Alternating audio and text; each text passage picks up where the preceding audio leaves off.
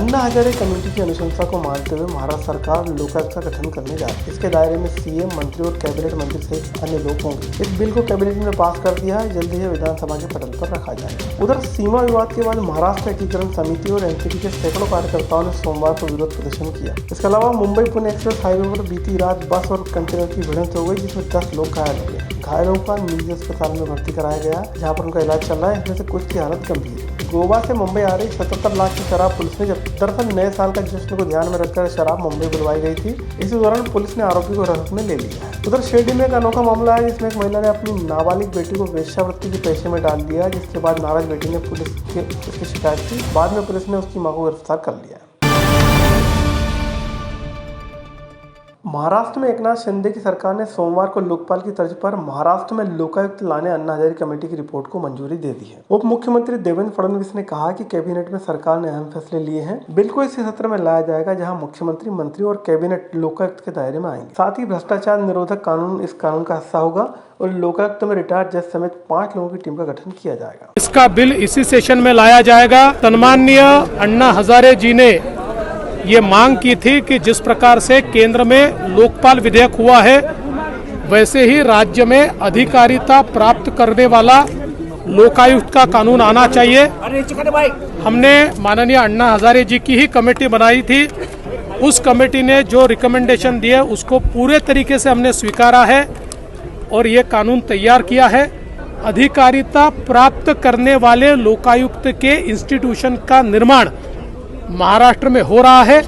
हमारी भ्रष्टाचार के विरोध में लड़ाई की जो प्रतिबद्धता है उसको दर्शाने वाला ऐसा ये कानून हमारे मुख्यमंत्री एकनाथ शिंदे जी के नेतृत्व में हमने लाया है। कर्नाटक महाराष्ट्र सीमा पर बढ़ते तनाव के बीच महाराष्ट्र एकीकरण समिति और राष्ट्रीय कम्युनिस्ट पार्टी के सदस्य सैकड़ों की संख्या में बॉर्डर पर जुटे। पुलिस का कहना है कि महाराष्ट्र कर्नाटक सीमा विवाद के मुद्दे को लेकर अधिकारी अलर्ट पर है। इस संबंध में महाराष्ट्र के उप मुख्यमंत्री देवेंद्र फडणवीस ने कहा है कि लोकतांत्रिक आंदोलन था। दोनों राज्यों के बीच किसी प्रकार की आवाजाही और आने जाने पर कोई रोक नहीं है। सीमावर्ती भाग में जो कोई प्रश्न चल रहे हैं उसके ऊपर महाराष्ट्र एकीकरण समिति ने एक आंदोलन रखा था। लोकतांत्रिक आंदोलन था, किंतु कर्नाटक की सरकार ने उसको परमिशन नहीं दी। हमारे यहां से भी कुछ नेता वहां जाना चाहते थे, उनको भी परमिशन नहीं दी गई। तो हम जरूर इसके ऊपर कर्नाटक की सरकार से बात करेंगे, कर्नाटक के मुख्यमंत्री जी से भी बात करेंगे, क्योंकि दोनों राज्यों ने तय किया है कि आवाजाही पर कोई रोक नहीं है और शांतिपूर्ण अगर आंदोलन हो रहा है तो उसको भी रोकने का कोई कारण नहीं है। हम हमारे सीमावर्ती मराठी भाई बहन जो है उनके साथ हमारी सरकार खड़ी है। मुंबई पुणे एक्सप्रेसवे पर सोमवार की सुबह एक बड़ा हादसा हो गया। बस सिंधुदुर्ग से शाहपुर लौट रही थी, तभी खपोली के पास कंटेनर और बस में जोरदार भिड़ंत हो गई। इस हादसे में एक की मौत जबकि 10 घायल हो गए। घायलों को नजदीकी के अस्पताल एमजीएम में भर्ती किया गया, जहां कुछ की हालत गंभीर बनी हुई है। प्रत्यक्षदर्शियों की माने तो हादसा इतना भीषण था कि पल भर में बस का एक हिस्सा पूरी तरह से चकनाचूर हो गया। घटनास्थल पर पहुंची पुलिस ने बताया कि मृतकों को पीएम के लिए भेज दिया गया, जबकि घायलों का इलाज जारी है। क्रिसमस और नए साल में अभी कुछ दिन बाकी है, वहीं नए साल के स्वागत में आयोजित होने वाली पार्टियों पर जिला प्रशासन की पैनी नजर है। रविवार को आबकारी विभाग को मुखबिर से सूचना मिली कि गोवा से 77 लाख से ज्यादा की अवैध शराब मुंबई पहुंच रही है। फिर क्या था, पुलिस ने आनन फानन में टीम गठित कर पनवेल के पास हाईवे पर जाल बिछाया और संदिग्ध ट्रक को रोककर उसकी जांच की, तो एक ट्रक से करीब 77 लाख रुपए मूल्य की रॉयल ब्लू विस्की की 898 पेटियां मिली है। पुलिस ने ट्रक जब्त कर आरोपी को हिरासत में ले लिया। नाताळ नववर्षाच्या पार्श्वभूमीवर आम्हाला माननीय आयुक्तांचे आदेश आहेत की संपूर्ण जिल्ह्यामध्ये तुम्ही नाकेबंदी करा आणि यासंबंधी एक मोहीम राबवा। तर अशा पद्धतीने आम्ही नाकेबंदी केला असता एक खबर मिळाली होती। त्यान्वये आमचे अधिकारी आहेत कांबळे यांना खबर होती की अशी एक गोव्यामधून गाडी जाणार आहे आणि त्याच्यामध्ये गोवा राज्यात विक्रीकर्ता असलेला जो आपल्या महाराष्ट्रामध्ये प्रतिबंधित आहे अशा विक्रीकर्ता असलेला माल जाणार आहे व येणार आहे आपल्या इथे।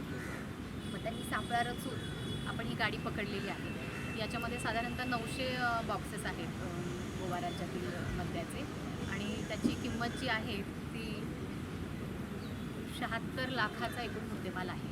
महाराष्ट्र के शिरडी के अजिंठा इलाके में एक मां ने अपनी सगी नाबालिग बेटी को वेश्यावृत्ति में डाल दिया। बेटी जब इस घिनौने काम को करने से इनकार करती तो वह उसे प्रताड़ित करने लगी। बेटी जब परेशान हो गई तो उसने मां के खिलाफ थाने में रिपोर्ट दर्ज करा दी। पुलिस ने औरंगाबाद के शिरडी से में एक 70 वर्षीय बुजुर्ग को एक नाबालिग से जबरन शारीरिक संबंध रखने के आरोप में गिरफ्तार किया है। लड़की ने बताया कि उसकी मां ने रुपयों के लालच में सलीम से उसका शारीरिक संबंध बनवाया। पुलिस ने नाबालिग लड़की को सुधार गृह में भेज दिया।